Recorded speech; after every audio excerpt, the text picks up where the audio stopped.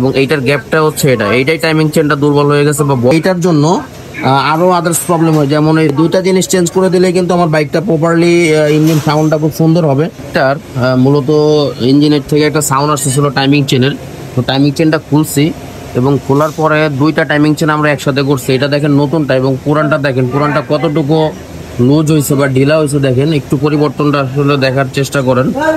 এই যে দেখেন, এই যেভাবে টাইনে আনার পরে দেখেন এই সাইডটা কিন্তু অনেকখানি লুজ বা ঢিলা। এই যে গ্যাপটা দেখেন, এটার গ্যাপটা দেখেন এবং এটাতে কিন্তু একদম লাগানো, দুইটাতেই কিন্তু লাগানো আছে। এবং এইটার গ্যাপটা হচ্ছে এইটাই টাইমিং চেনটা দুর্বল হয়ে গেছে বা বড় হয়ে গেছে।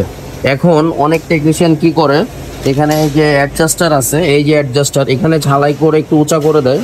সেক্ষেত্রে এই টাইমিং চেনটা কিন্তু দুর্বল হয়ে গেছে এবং দুর্বল টাইমিং চেনটাকে তারা জোরপূর্বক লাগানো হচ্ছে। সেক্ষেত্রে কিন্তু এইটার জন্য আরো আদার্স প্রবলেম হয়। যেমন এই রোকারগুলা কিন্তু খেয়ে যায়, এই ক্যামের বেয়ারিংগুলোতে সমস্যা হয়ে যায়। তো এই জিনিসগুলো আমি সবসময় আসলে না করি যে আপনারা মডিফাই এই কাজগুলো করবেন না। আপনারা যখনই কাজ করবেন একটু বুঝে শুনে কাজ করবেন। আপনাকে প্রপারলি চেক করেন জিনিসটা আসলে কোথায় সমস্যা, দেন সমস্যা বুঝেই কিন্তু কাজ করতে হবে। তো এই গাড়িটা নিয়ে আসে এবং পাশাপাশি এটার যে টাইমিং গার্ডারটা আছে, গার্ডারটাও কিন্তু হালকা দাগ পড়ে গেছে। গার্ডারের দাম বেশি না, মাত্র 300 টাকা। এই যে নতুন একটা গার্ডার, সরি এটা 285 টাকা। তো এটাও আমরা চেঞ্জ করে দিচ্ছি এবং এই টাইমিং চেনটা চেঞ্জ করে দিচ্ছি। এই দুইটা জিনিস চেঞ্জ করে দিলে কিন্তু আমার বাইকটা প্রপারলি ইঞ্জিন সাউন্ডটা খুব সুন্দর হবে। এবং আমি মূলত ভিডিওটা করা এই জন্যই যে টাইমিং চেন, অনেকে বলেন যে টাইমিং চেন কীভাবে নষ্ট হয়, কী আসার বিষয়, সেটা বোঝানোর জন্য মূলত ভিডিওটা করা। টাইমিং চেনটা আসলে নষ্ট হয় যে এখানেই, এই যে বড় হয়ে গেছে দেখেন, এই যে বড় হয়ে গেছে। এটা কিন্তু ইজি এবং এটা কিন্তু ইজি না। এটা কিন্তু টাইট করার লেগে আছে এবং এটা কিন্তু ইজি না। এটা অনেক ইজি, মানে একদম দুলতেছে। তার মানে এটার যে গ্যাপগুলো আছে বা যে লিঙ্কগুলো আছে এগুলো কিন্তু আস্তে আস্তে দুর্বল হয়ে যায়। এটা নতুনটা দেখেন কত সুন্দর ফ্রেশ এবং টাইট ফিটিং, এবং এটা কিন্তু অনেক লুজ, একদম ঢিলা, যার কারণে কিন্তু এই সমস্যাগুলো হয়।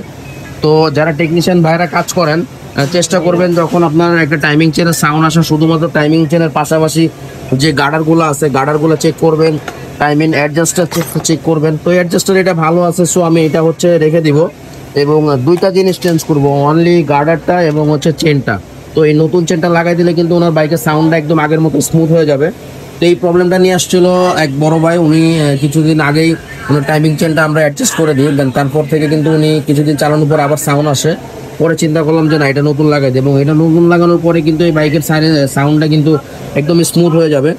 এবং যাদের বাইকগুলো আসলে মূলত অনেক বেশি পরিমাণে ইঞ্জিন অয়েলটা নিয়মিত চেঞ্জ করেন না, তাদের জন্য কিন্তু এই যে কালো কালো ভিতরে কিন্তু একটা আবরণ পড়ে গেছে।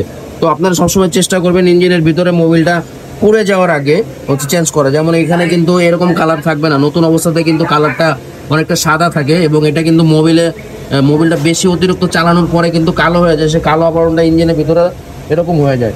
তো অবশ্যই আপনারা ভিডিওটা বুঝতে পারছেন আসলে কি আমি বুঝাইতে চাইছি আপনাদেরকে।